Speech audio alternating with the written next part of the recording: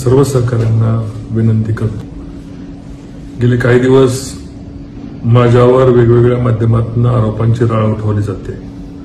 आपल्यालाही माहिती आहे की जे लोक आरोप करतात त्यांचा याच्यामागे काहीतरी दोष नाही, पण चुकीची माहितीद्वारे माझ्यावर आरोप होतात।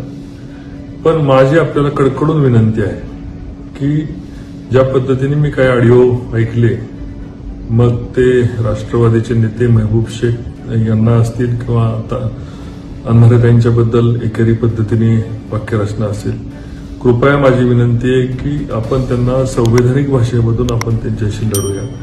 त्यांच्या आरोपांना आपण त्यांचं समाधान करू, नाही झालं तर कायदेशीर आपण त्यांना उत्तर देऊ, पण अयोग्य पद्धतीने त्यांच्यावर टीका करू नये अशी माझ्या सर्व सहकाऱ्यांना विनंती आहे।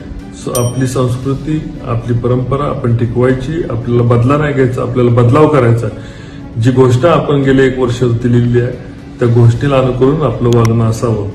जय हिंद, जय महाराष्ट्र।